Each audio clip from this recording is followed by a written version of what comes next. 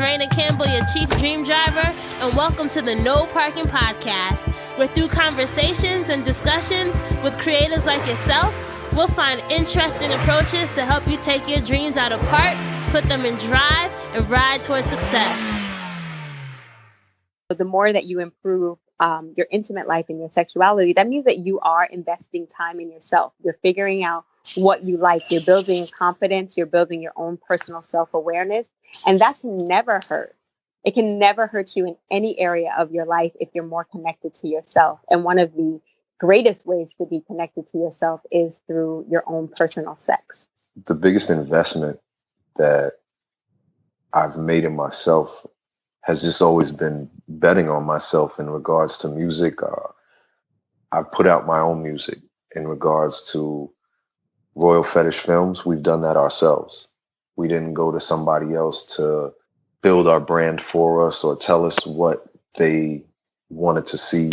Hey Dream Drivers, welcome to episode 106 of the Dreams and Drive podcast. And today we are speaking with Jet Setting Jasmine and King Noire, and we're talking about sexuality and entrepreneurship and how the two were able to profit from their passion.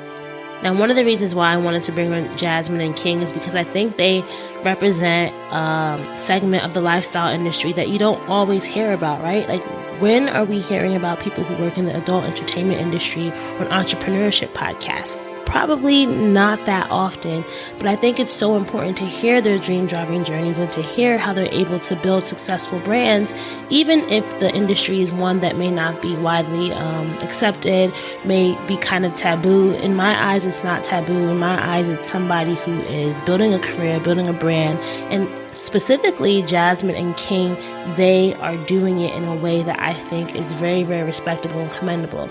Now, Jasmine is a master fetish trainer, the founder of Steel and Stilettos Fitness, and is a prominent leader in the areas of intimacy, post-injury, and illness for veterans and others affected by trauma. And King, he is a veteran adult industry entertainer. He also is skilled in fetish training, fantasy work, and is a live show performer. He's a certified sexpert, social activist, and a blogger for California Exotics. So I invite you guys to listen with open ears and to really, really take in what they're saying. This episode is not marked as explicit, just as a disclaimer. So if you think that you're going to be hearing like wild stuff, you really aren't. So I'm not even marking this as explicit. It's a normal conversation. I think we need to start talking about these things in normal ways and not, guarding them under explicit banners, because the conversation that we're having is one that you can benefit from no matter what industry you represent.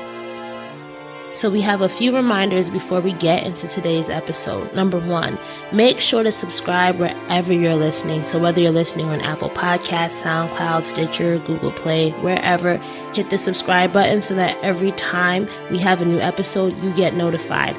And specifically, if you're listening in on Apple Podcasts, I also would love for you guys to rate and leave a review on the show. Those reviews are ever so helpful and they help other people find out about us. So I would love for you to leave us a rating and then leave us what you think. And I want to start reading people's reviews. So if you leave one, I might just read yours on the next episode. If you want today's show notes, they're available at dreamsanddrive.com. All you have to do is click on episode 106. And remember, we have our Facebook group that is poppin'. So if you want to join the Dreams and Drive Facebook group, just go to dreamsanddrive.com/Facebook, or you can just search Dream Driver Mastermind in Facebook and you can request access there.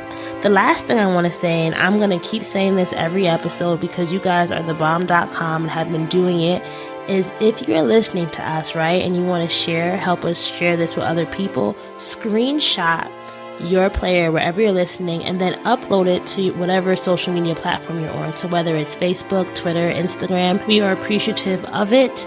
And I also love when you specifically upload it to Instagram stories and then you tag us using our handle Dreams and Drive, which are across the board, Facebook, Twitter, and Instagram. You can also use the tag Dreams and Drive as well. And that's a great way for me to see that you're doing it, and I'll interact with you and I'll engage back. And it's also just the best way now that I think to really just engage with your own audience, because they want to know what you're listening to. They want to see you as an influencer. So that's a great way to do so. One last note is when recording this episode, I didn't realize that something happened to my mic, and it was actually using my computer's mic instead of my external mic. So my questions are going to sound a little bit funky at times. Please forgive me for that. That's one of the perils of having an in-home studio. Sometimes things don't always go right. Nevertheless, hope you guys enjoyed today's episode. Hi, King and Jasmine. Welcome to this episode of Dreams and Drive. I'm so excited to have you guys on today. Thank you very much. It's good to be here. You. So I love to start, our interviews kind of going back in time. I think it's really telling to think of ourselves as children and what inspired us back then. So either of you can start, but if I had to say, who were you guys as children? What was inspiring you? How would you answer that question? So for me, as a child, as a young girl, I was actually inspired mostly by my dance teacher. And I was a little older, but when I think of kind of where some of my inspirations came from that have influenced some of my decisions today, I definitely would have to say it was a dance teacher that I had all through high school. She was also my history teacher. And she was just really like the essence of a woman, very classy and creative and smart. And she really taught me a lot of things about becoming a young lady in society and being aware of myself and my surroundings, and always pushed me to my full potential. And that's something that I live by to this day, and encourage other women to do as well, is to live to their fullest potential. And King, what about you? Just primarily from my family, from my mother and grandmother, just working hard and teaching me about life in general and what it means to be a Black man in America and how to own my own and work to own my own.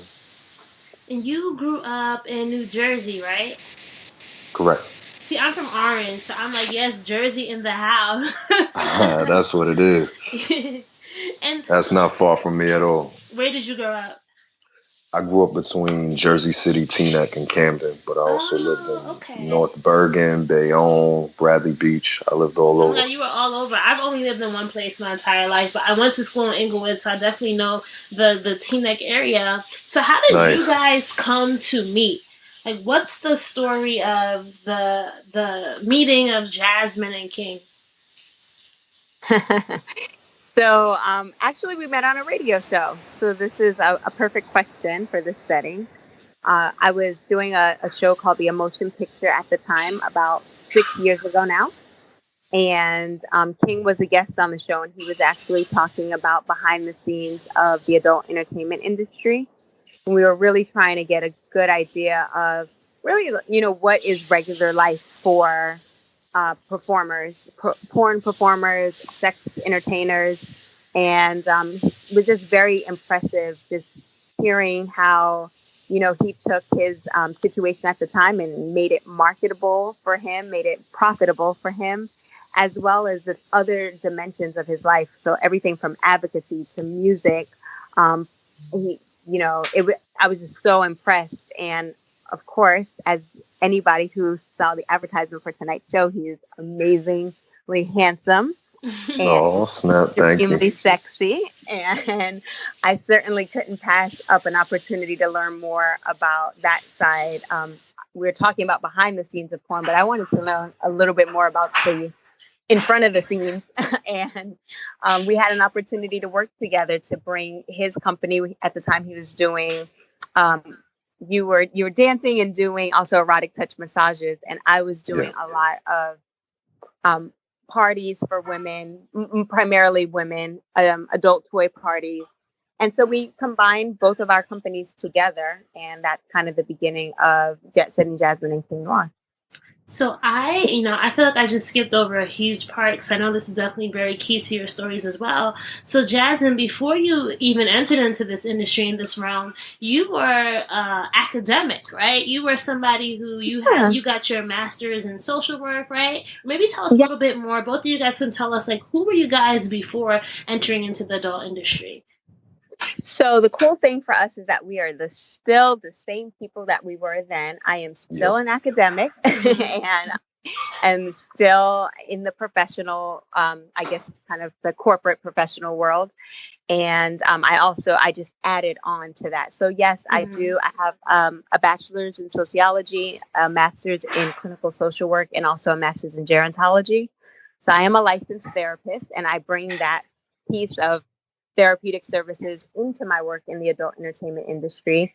Kind of like to call myself a therapist to the porn stars, as well as helping couples and singles really navigate some of the nuances, the psychological trauma that could be associated with sex, as well as just, building one's confidence around being sexy, defining what sexy is for them.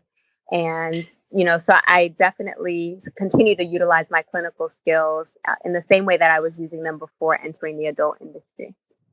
I definitely, in the same sense, have not changed who I am to be in the adult entertainment industry, but I've been in the adult entertainment industry since I was 18 years old. So in some shape, form, or fashion, I was working in the industry, and over that time, I've grown to put out music, do work through activism, both activism in regards to sexual health and advocacy for sex workers, but also in regards to freedom, justice, and equality in all fields. I did work with my brother Raj Flo to build a school, freshwater well, and a medical clinic in Guinea-Bissau, West Africa. I used to put on food and clothing drives in Jersey City, over on Grant and Jackson, and do work with shelters as well as the work that we do now, working with shelters and survivors of abuse. I think one of the things that probably a lot of our listeners who, we're creative, we're entrepreneurs in our own rights, and I feel like the when you think of the word sex, right, it's like this big stigma attached to it, but we all participate in it. We all come from sex. If you think about it. How did you guys, what I'm trying to say is, like, for me, right, it seems as if I come from a Caribbean household, like, people don't talk about this stuff at all. How were you able to confidently say, like, this is what I want to do and not really care about what other people thought? So for me, like you, I'm an island girl. My family is from the islands of the Philippines, and we have very similar backgrounds, really strong Catholic background, conservative views around sex. And you know what, I guess really, and we have to kind of remember this too. I don't think that we all necessarily have conservative views around sex, because exactly what you said, we're all doing it in some way, shape, or form, right? That's how we got here and continue to procreate. However, we choose to be very quiet in terms of communicating about sex. So I think, we do have to separate those two things. You can be, extremely sexual and experience in sex. It doesn't mean that you talk about it very openly, and that's okay too, because sometimes it's just not appropriate. But so I grew up very kind of conservative in terms of speaking about sex, but I was always very curious and young at experiencing a lot of things sexually, both from a traumatic standpoint, out of my control, and then later by choice. And I kind of like to say by design. I started to make decisions for myself. And I think it wasn't just sexually, it was with all things. So I want to move to a different area of the state or the country that my family lives. That was an independent decision. Just a lot of different things that as you start to grow and mature, you start to make decisions that may be different than your family of origin.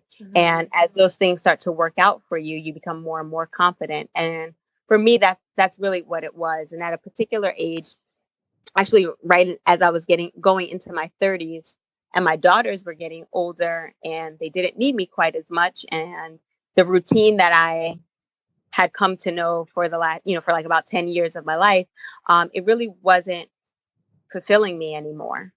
And, I needed to find something else. I needed to be able to express myself in another way. And that's kind of that living to my fullest potential. I knew that I had this very curious side. I knew that I wasn't ashamed of sex, and I was open to talking and learning about it. And I also wanted to find a way to take that passion and that excitement in that area and turn it to profit, because I always think that your passion can be profitable. So I just went for it, and I have not. I'm very. I care about what my family thinks and says. I do care. I do want their love and their respect. So I am very thoughtful about how I do my work, but I don't hide it, and I'm not ashamed of it. And I'm happy to talk to them about it in a way that makes them understand it better. So I don't want to have like this attitude like, oh, I do what I want. I don't care what anybody thinks. I do care, but I am very thoughtful. But I do care more than them. I care about how I'm going to live my life. That is so important. And I think that's just something that a lot of people, especially if you're not necessarily established first in whatever you're trying to do, sometimes you let what others think about you sway what you actually want to do. So I love that you mentioned that. And King, like when thinking about your own experience, did you ever have a time where you had like opposition to what you wanted to do, and how did you work through that? Well, definitely wasn't a family thing. I was lucky. My mother, she is a health activist and helped train a lot of New Jersey school nurses to be able to speak about and how to speak about sex in schools and sex education in schools. But I think the time I got the most adversity is when I started talking about what I did within the hip hop world and how people in hip hop responded to me for being involved in adult entertainment in many different aspects. It made a lot of people uncomfortable. And end of the day, though, it's not my job to make those people comfortable, because most of the time they're speaking negatively about something that they either know nothing about or that they're afraid to actually speak on that they experience. I think that's so interesting, because you definitely think of at least like hip hop culture now, right? It's very sexually charged, but it seems as if, well, I don't want to put words in your mouth, but were people like, what were the things that they were uncomfortable with when you talked about what you did? Well, I think anything in regards to women's empowerment scares a lot of people in hip hop, because hip hop is traditionally, and not all the time, and not all artists for sure, but there are a lot of people who are extremely misogynistic in it. And when you talk about our company is for the namesake of Jet Setting Jasmine, and we're partners in the business, and we speak about women being free with their sexuality and being open with their sexuality and being in control of their sexuality, of their business, of their mental health, of their sexual freedom, and just everything in general. I think a lot of people, that made them feel like, oh, well, now you're attacking our misogynistic, male-dominated ways by speaking about those topics in hip-hop forums, or even just speaking about LGBTQ rights in hip-hop forums definitely makes people uncomfortable as well. And I think, I do commend you for the work you do, because I feel like we need people like you who are able to talk about these things and to challenge the status quo, because, those conversations need to be had. And one of the things that you mentioned, I think, is really interesting, and I was even going to ask you about this, is like naming the company Jet Setting Jasmine, right? Where you guys are both doing, maybe this is just me being vain, right? But it's like, if I had a partner, like, why give the sole name of the company to one person, right? Why not name it something else that might be more encompassing of who you both are? Like, what was the decision to go with just Jet Setting Jasmine instead of some other name for the company? So we actually merged our company and our services. Okay. So when we both started, King had his company under King Noire. It was Sensual Noire, and I had Jet Setting Jasmine. And I guess because we started with King joining my parties and bringing his services.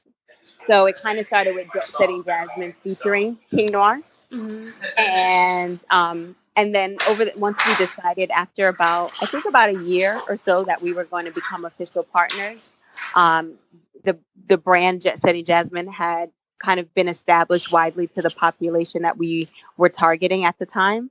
So we just continued with it, and we've worked closely to work very carefully to brand ourselves as individuals, as a combined company, and then we have our sub companies, which is our Body Altitude Health and Fitness Studio, Steel and Stilettos Fitness, and our adult entertainment company, Royal Fetish Films. Was it an easy decision to say, hey, let's work together and be partners on this? Because you guys are also partners in, outside of business. Like, what was that an easy decision for you? Well, we were business partners first. That was how we first came in contact, and is how we started working together. And I think really after our first couple of parties working together, I think both of us had that light bulb go off that my services are better with your services. For me to be able to do my massages in a party that was well managed with someone who knew what they were doing, that brought something unique to the table, legitimized a lot of what I did. And also Jasmine has all those nice shiny degrees and whatnot. And then I think from her side, I've had a lot of years in the business. And also I think Jazz tells it very well that, a lot of times when you go to toy parties, it's women answering questions about men without having a male's perspective there. So then having me there, some of those questions can actually be answered by a man or someone who has some experience in the adult entertainment industry. So I think we kind of, us coming together only made each one of us individually stronger as well, which is what I think a good partnership of any kind should do. Oh, no, I mean, he really hit it on the head. And I have to say in some of our other sub businesses, we've had some other partners, and those partnerships have dissolved. And the key with it is, like you said, the compatibility has to be there. You also have to be bringing value to the table. And you do have to have plans for your personal business or your personal services if things don't work out. And I think King and I were very, very confident in our separate entities. So, we were when you're going in and that you're just doing this to make things better. And if it doesn't go well, you already know your own capacity. So I think with some partnerships, when each person is really relying on the other one, overly relying on the other person or the other people to carry the weight or to make it or break it, it just adds an additional pressure that some can make things fail. For us, we just brought so much confidence in our own brand, what we had to offer, that I think it just kind of made things easier. And then, as our personal relationship developed, we already had been through making hard decisions with one another, spending an enormous amount of time with each other. We also knew just from working with other people kind of what our trigger points were, how we like to work. And we were and have been able to bring that work experience into our personal relationship and kind of manage some of the more typical issues that couples face. We communicate really well because we have to. So we know how to talk to one another and in a business, in a professional way. And we rely on that often in our personal lives too. You mentioned something that I think was really interesting too, is the whole idea that you guys each had your unique brands before, your separate brands before joining together. And, with each other, it just made both brands better. How did you build your brands in the early stages of your career? Like, what were some of the key things that you had to do to make sure that you were attracting the right type of people who needed your services and your message?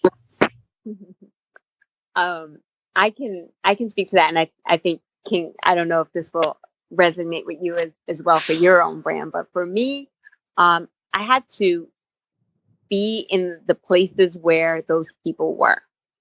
So I was just like, where are a whole bunch of women at? And I was at the gym, and not talking about like, I wasn't trying to find women in sex places, because if they were already there, if they were already exploring their sexuality, then they probably didn't need me, So I was at the gym. I joined a local gym. I was at every Zumba class. I was at spas.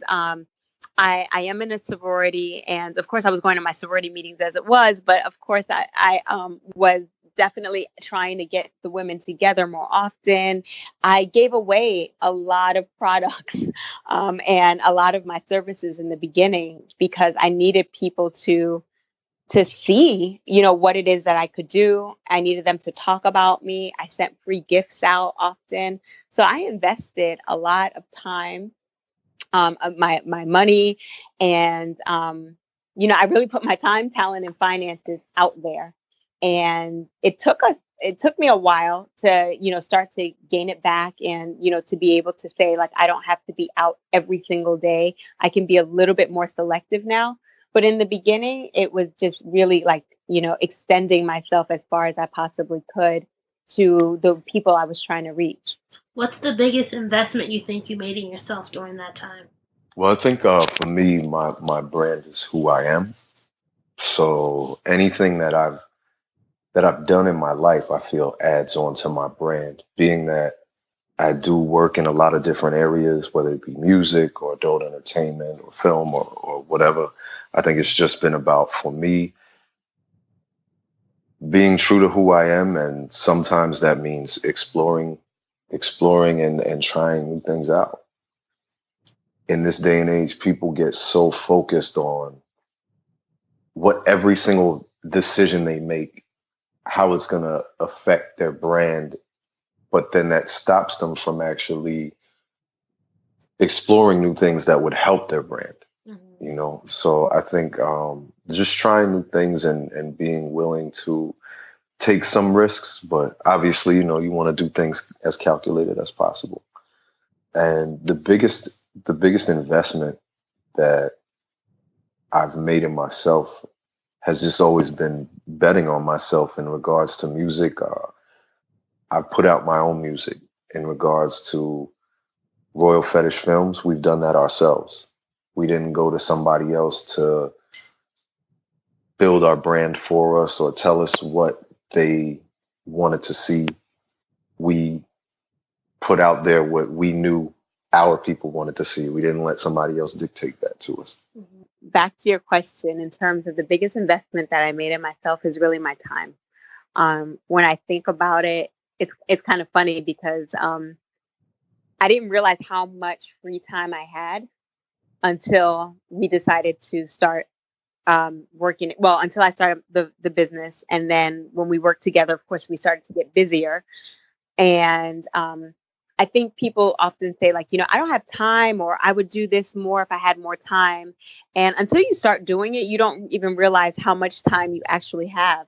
And, even then, we were in our business for about 2 or 3 years before we opened up our gym. And then a year after, we opened up our film company. And still to this day, like, it's like, where did that time come from? Where we were, painting the walls and laying down the floor and teaching classes and all of the things that you guys are doing it yourself. Yeah, we did pretty much everything ourselves. Anything that we couldn't do safely, we hired. And even some things, I mean, I think, King, you still have some war wounds from the first studio. Yep. So time is, I mean, it's like, instead of going to sleep, there were nights we like, can't go to sleep. We have a project to work on, but we weren't working on it for anyone else. It was for us to execute our dream. So, it would definitely be time. All right, so we're going to take a little break from the episode for our Dream Driver tip of the week. And this week, it's actually not a tip per se, but it's more of an update. So if you haven't been following us on social at Dreams and Drive across the board, Facebook, Twitter, and Instagram, or if you're not in the Facebook group, you probably don't know this, but Dreams and Drive is officially a registered trademark. So back in February, what happened was actually the thing that really forced me to get on it was back in February. I think I was on Instagram and I searched Dreams and Drive because I was trying to find my page, and I saw there was another Dreams and Drive page, and it was like dreams_in_drive. And I was like, what? Someone else is trying to do Dreams and Drive. And I reached out to the person and they were just like, oh, I like this name. God spoke to me about it, something like that. And I was just appalled. I'm like, no, this cannot happen. And I just realized right then and there that I had been putting off what I knew I should have done from the beginning, right? I didn't have an LLC at that point. But I took the necessary measures to figure out how can I protect this name so that if someone does try to use it, they can be penalized in the court of law. I didn't go the lawyer route. So I didn't work with an intellectual property lawyer, but, I did a lot of research myself on how other podcasters, other people of media companies, how did they go about getting their trademarks? What were the classes that they use? And if you want to know, trademarks are publicly searchable, so you can see all that information. So when someone files, all that stuff is public, so you can just see how other people were filing. And that's kind of what I did. I did my own tweaks, but I definitely do not recommend, if you don't know anything about law, if you're not that astute when it comes to research, work with an intellectual property lawyer. I know in episode 105, Art Steele was talking about that, and she is a lawyer that you can definitely contact if you want someone to help you with your trademark application. If I ever do another one, I will definitely work with a professional, but it just so happened like my application went through, and I got approved earlier this month in September. So I'm just so happy and so proud of myself because, I mean, although I didn't work with a lawyer, it took 7 months. It's something that is now done. In that meantime, like, I realized I need to get my business LLC together. So I did that. And I really am on the steps to making Dreams and Drive a solid business enterprise. You also need to do the same when it comes to your business. Are there things that you're neglecting? Are there things that you're procrastinating? Listen, if you procrastinate too long, you might just miss a really good opportunity. And I say that because there might be somebody who has an idea that you have and they go and trademark it first, and look, you're going to be screwed. Or maybe it's you haven't started yet, but you have this perfect business name, right? And you've just been sitting on it. And then by the time you go search for it, it's taken. So once you are serious about this idea, once you're serious about being serious, do serious things and get the serious-ish done, because it definitely matters. And now that I have it trademarked, a registered trademark, I have a little R next to the name now. If you see us on social media, I just know that there's so much more that I can leverage, and like maybe I can do licensing deals, like I don't know. But now I have the basis to start thinking about all of those things. So the last thing that I want to talk about is just because I was going through the Dreams and Drive surveys this week, and when I asked people what is your biggest personal challenge, the number one thing was procrastination. I want to say over like 7 people said procrastination was something that they are dealing with, and I definitely know what it feels like to suffer from procrastination. But at some point, procrastination becomes an excuse. So I think in episode 104 with Jensen Cheryl, she talked about this. It's like, what are you scared of? And that procrastination, that fear becomes an excuse after a while. So you want your excuses more than you want your dream. And if you find yourself procrastinating, I would say have a really good talk with yourself. Ask yourself, what is the thing that you're truly scared of? Because procrastination, at least to me, it's kind of like a defense mechanism, right? You can procrastinate instead of facing something. And after a while, if you find that you're overcome by procrastination, that means that you really don't want what you want as much as you think you want it. So ask yourself, how bad do you want this dream of yours, right? As you guys were hearing from this episode with King and Jasmine, they were very serious about what it was that they're building. And they knew that if they procrastinated, if they put off things, if they didn't make execution part of their daily to-dos, what were they really going to build? So as you're on your dream driving story, ask yourself that. Like, you cannot go anywhere in a stalled car, right? Your stalled car either needs to go to the mechanic, you need to get a new car, you need to get someone to come in and help you. But you can't just sit in your stalled car and think that it's going to run on its own. So think about that today. Think about that this week. Let's get back to the episode. let's walk through. Okay, let's think about one of your services that you provide that both of you guys do together, and maybe we can do a little exercise on how you figured out what to charge for it, and then how to get the right people in the door or booking that particular service. Pricing has generally been interesting, and this is where I think confidence comes in. For a long time, and without, I don't want to share too much about our pricing structure from the past till now. Okay. Just because I hope that we have potential clients online, right? But in the beginning, I recall both of us really charging at the time what we thought we were worth, or what we thought people would pay for our services. To get to the price point that we're at now, which I think we're both very comfortable with. And we can tell because our price point is also attracting the type of clientele that we think are ready for our services. So one of the things that we did is we had to study the demographic that we were trying to reach. So for us, when we talk about redefining sexuality, we're not talking about just doing sex ed classes for teenagers. And we certainly do that. But with that, we do really as a service to our community, a service to our children, to our next generation. But if you're marketing towards, and our women and couples, you're talking about 25 and up, that are gainfully employed and have expendable dollars. Because when you start thinking about how to make your sex life better, you're probably outside of just high school sweetheart age. Yeah, definitely. So, you help, right? You have the money to do it. Yeah, you're thinking about buying toys. You're not thinking about buying food. So we had to study what that market is. How much do women around this age and men around this age make? What are the cities that we're targeting? At the time, we were living between New Jersey and Florida. I was in Florida. He was in New Jersey at the time. So, our local market was key because we didn't at the time want to spend too much money on travel. So getting an understanding of your market will help you identify what that expendable income is.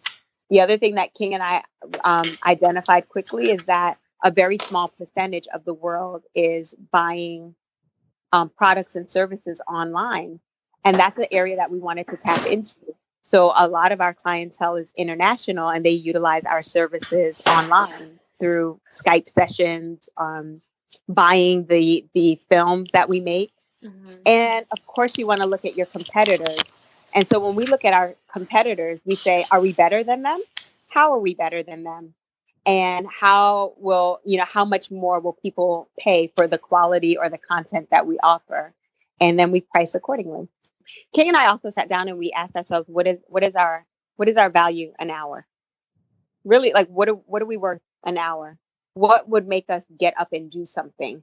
And it's a hard price to place. But when you start thinking of like jobs that you worked, or with him, gigs that he's done music for, or me, counseling sessions that I've done, it allowed us to start to say, in order for us to get up from this chair and provide this service, we have to have a minimum of X, Y, and Z. And I think a lot of people have a hard time placing value on their time and their worth. And normally, if you're good at what you do, you're always going to, there's no price, you're priceless, so to speak, but you do have to settle on some number that you're comfortable with.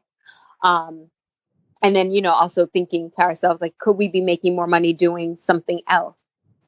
That just made me think of a question. I want to ask this one to King, is I think a lot of people, when they're figuring out their services, right, you do all that stuff that you mentioned. I think one of the key things, as you said, is figuring out, like, what's your unique value proposition? What makes you special? Mm-hmm. Like, what can people experience from you that they can't experience from anyone else? So, King, I want to ask you this first. Like, what's one thing, and I'll call it your mutant skill, right? Like, what's the thing that you are good at and that you can provide to your customers or your clients, I should say, that they can't get anywhere else? And I think that just goes to also show knowing your strengths. So what would be one of your strengths that you believe you possess? Keep it clean, King. Well, in regards to every aspect of my life, whether it be my services, my talents, my art, is passion. Especially in our business, you would think that in adult entertainment, passion would be everywhere, but it's not. I think most people who watch films, especially our films, the first thing they say is it is passionate. It is. People look at most porn and it's like elevator music. It's just there. It doesn't seem And real. everybody has these sexual urges, and there's nothing that is wrong with porn, regardless of the taboo aspects of it. There's nothing wrong with being a voyeur or being an exhibitionist or anything like that. But, they go to these companies where everything is so staged, everything is it's bland. So, when you come to see anything that I'm involved in, there's going to be a level of passion. There's going to be a whole lot of flavor in it. That's what I said. That's my superpower. My superpower? Oh my goodness. I mean, I really think that I bring my therapeutic background to everything. So I work with people, that's what I enjoy. I like to study people. I like to study behavior. And that has helped me a lot in terms of working with other people, making decisions, how to motivate people around us. And I take that into everything that we do. If we're working with another talent, or we're hosting a party for someone, it's very important for me to understand my client, understand what is going to bring the best out of them. And so even if I'm not in the shoot, when King and I are talking, he's going to shoot with another talent. I like to share with him, well, I've been studying this person a little bit online, and this is what I think kind of their angle is that brings the best out of them. So I guess, studying my ability and my discernment for people and their behavior and how to get the best out of them is my power. Do you think that also connects with your ability, since you guys, also have beyond just a business relationship, you have a domestic, what would you call it? A domestic relationship? I'm trying to think of the opposite word for business relationship. You're in a partnership together, right? And I just think when you think about partnerships, sometimes it could be tough. Is it tough being partners and also being in this industry? No, I don't think any more so than anything else. Work is work. It means that, if I have a shoot or he has a shoot, or we have a session with a client independently, then I need to give my partner, I want him to do well. We represent each other. That's number one. So when you're in business together, it's not like, I hope that, I don't know. I hope that, I don't know. I never really wanted any of my partners to fail at work, because that's extremely important. But it's our brand. So it's important that he's prepared. He's well rested. King's the same way with me. He's like, let me handle this at the studio, because you have to be prepared to leave tomorrow, that type of thing. I don't know, King, what are some challenges that we've had to work through? I don't know. I mean, it's funny. I think a lot of people, they say just because it's adult entertainment that there's this whole new added amount of pressure.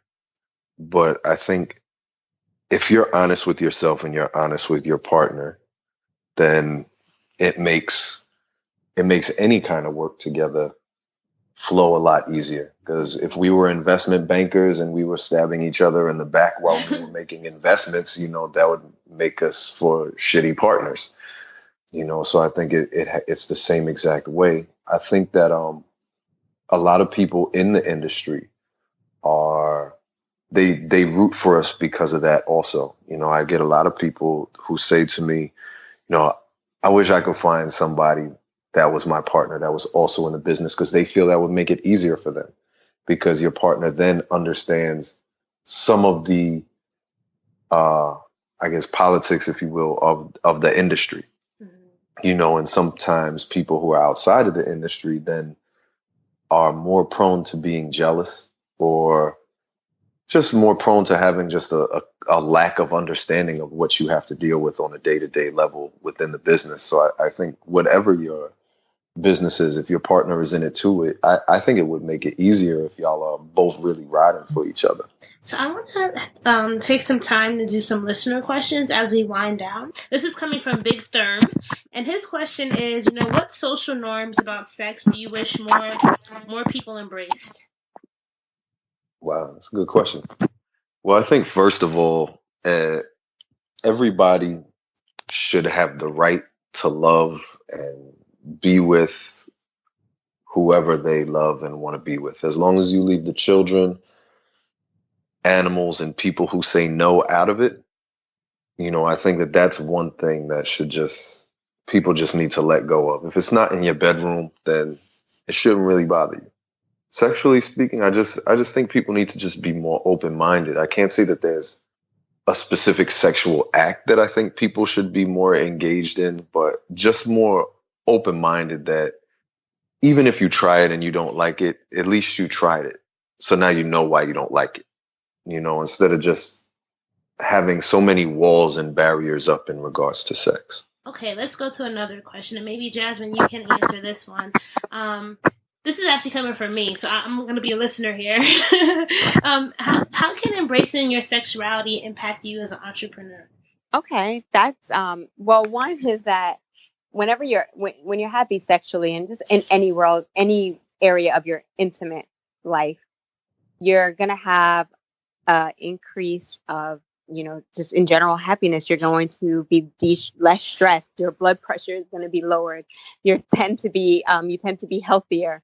You'll be better rested. So just from a pure physical standpoint, sex is a stress reliever. If you can find out what type of sex works for you.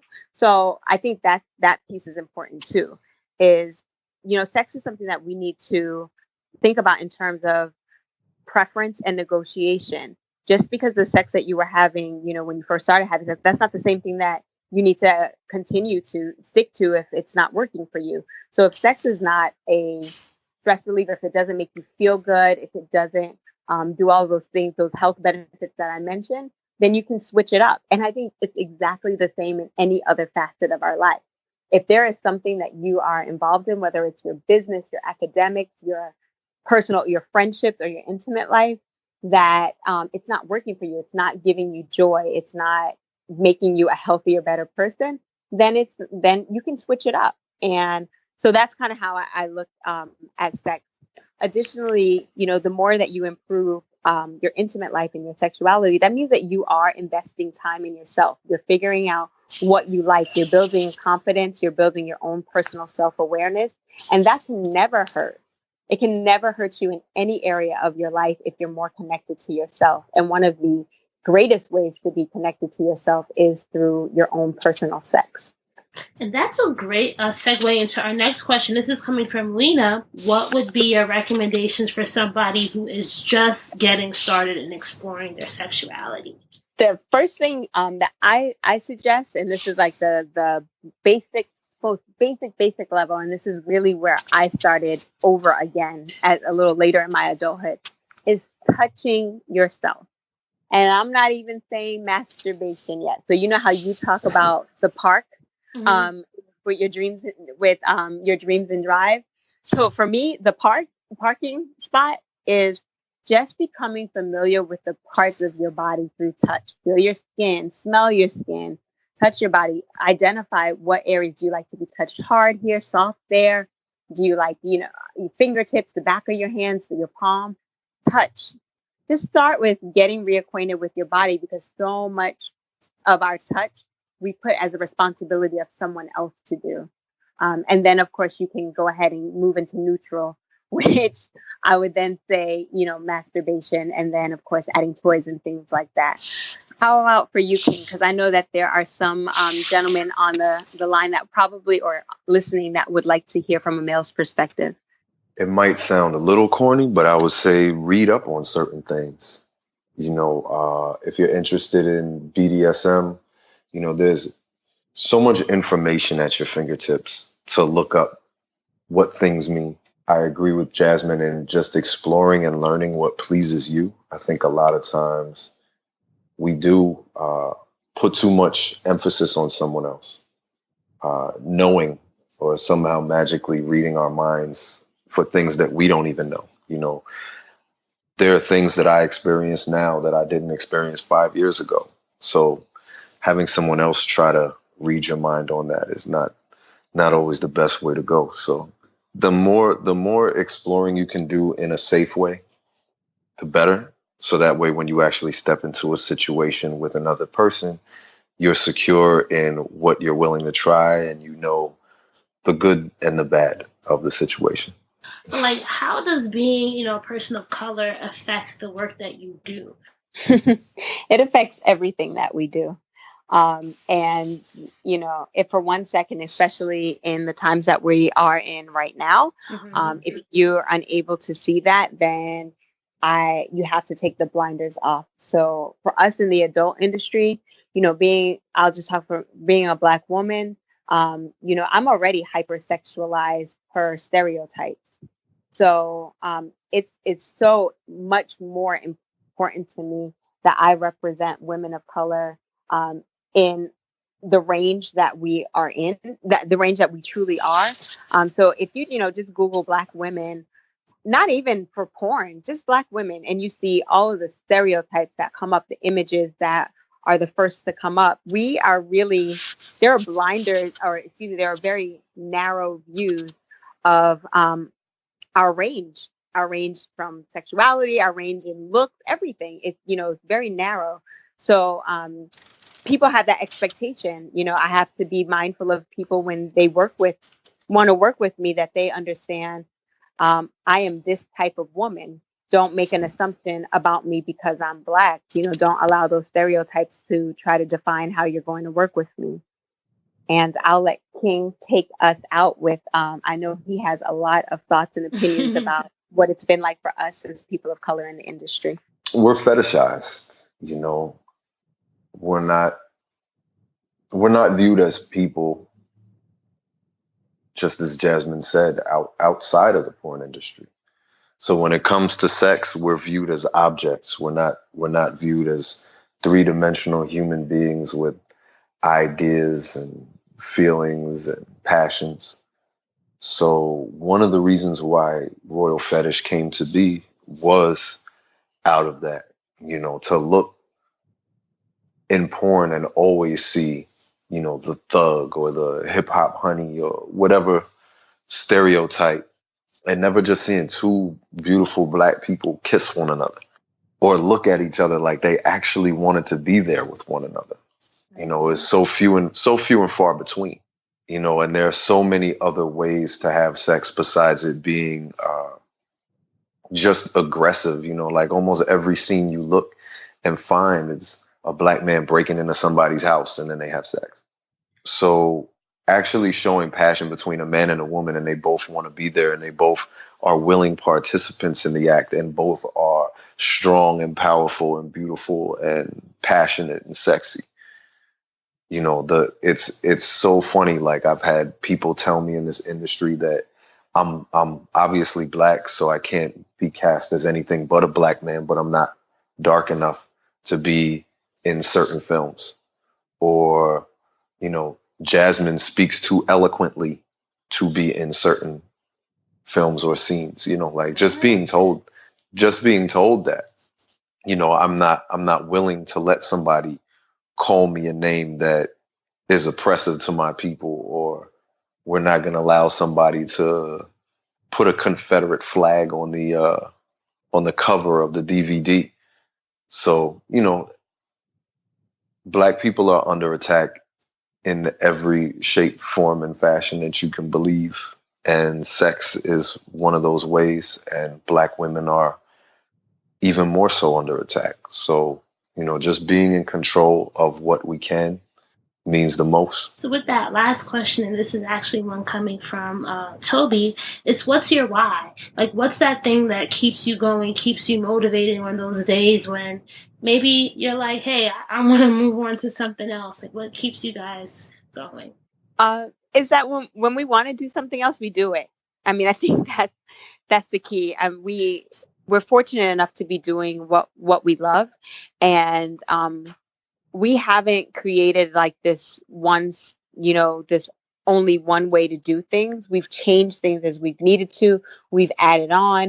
When we get bored, we get creative and we add to it. So I think, for us is that our business model is fluid, and that allows us to keep going because we never feel like we have to be stagnant. We don't feel like we have to do anything in any one particular way, that we can, we see our client the same way, to be the same way as, they're growing with us.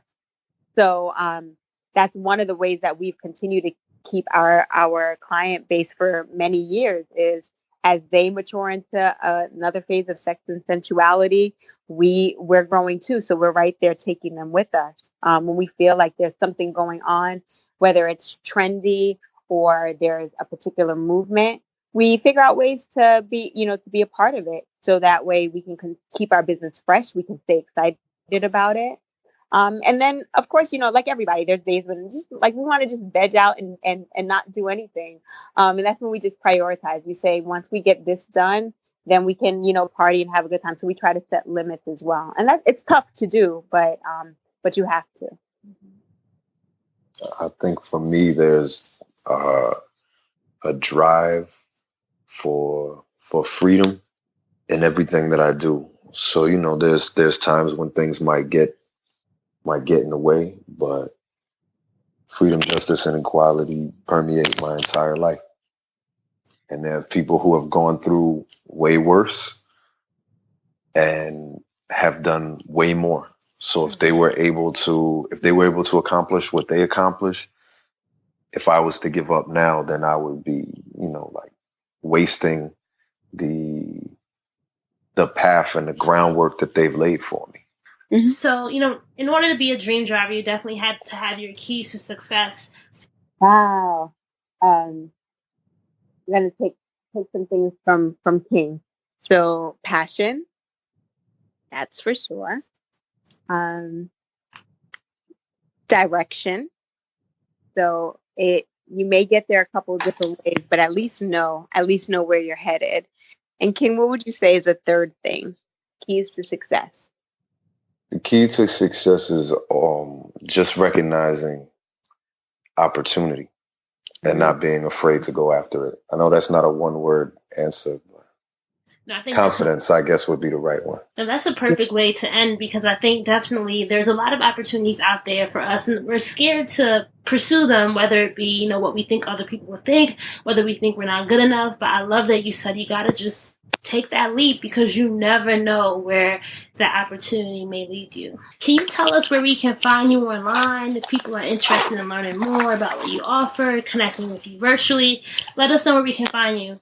Well, definitely thank you very much for having us on. You can find us at jetsettingjasmine.com, royalfetishxxx.com, and that is not suitable for work. We're not trying to get you fired.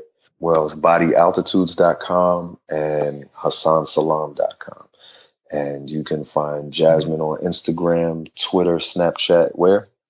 At Jet Setting Jasmine. And yeah, it'll take you there. Some of them are Jet Set Jasmine, but if you put Jet Setting Jasmine, you'll find all the good stuff.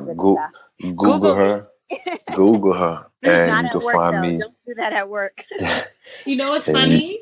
For this, today when I was at work, I have a full-time job beyond doing the podcast. I'm like, okay, I definitely can't do research for the podcast at work. No, smart move. The IT team would be up in my office real quick. Like, what are you doing up here? That's funny. All right. Well, thank you guys so much. Real quick. I didn't get to say you can find me King Noire, KINGNOIRE, on all forms of social media as well. All right, so that's a wrap for episode 106 with Jasmine and King. I hope that you enjoyed hearing their dream driving stories as well as their keys to success. One of the things that I enjoyed the most about listening and learning from Jasmine and King was just that there's so much that we can learn if we put our guards down.